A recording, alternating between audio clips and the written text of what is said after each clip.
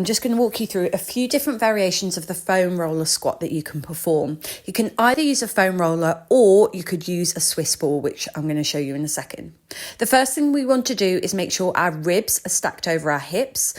And then when we are bending at the knees and taking our bum lower to the ground, that we're keeping a nice neutral shin. So our knees aren't going past our toes, and we're really focused on keeping that top of the rib cage to the bottom of the pelvis, the hips stacked, okay? We don't want the bum going back to the wall. We don't want the hips going forward.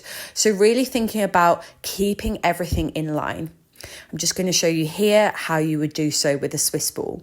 Now, you might also find squeezing a yoga block or a Pilates ball or a cushion in between your knees helpful also. If you want to load this exercise, I'm going to show you a few different variations. You could hold a kettlebell or a dumbbell in a goblet squat position like this. Sorry, a goblet position, front rack position, whatever you want to call it. Or you could hold a dumbbell in either hand.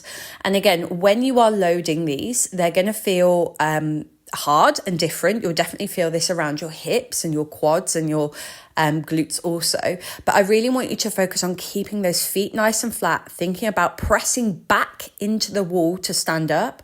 And then when you come down, making sure you're coming down safely like so. So bringing the dumbbells down to the floor and just allowing the foam roller or the Swiss ball to kind of fall to the floor. A final few pointers here. Exhale as you stand up. Inhale to lower, and really focus on keeping, like I said, everything stacked. We want to be pushing back into the wall to stand up, squeezing the hip flexors. And if you notice that your knees are kind of tracking outwards, I want you to squeeze a Pilates ball, a yoga block, or some cushions, or you can even squeeze another foam roller in between your legs.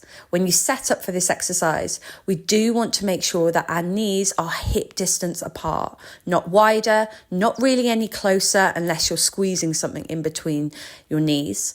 And we also really want to make sure that our feet are flat to the floor. So if you are wearing wedge trainers, take your trainers off. This exercise is really great for pregnant clients, postpartum clients, and clients that are on neither of those journeys. Enjoy this exercise. It's also an alternative for a hack squat.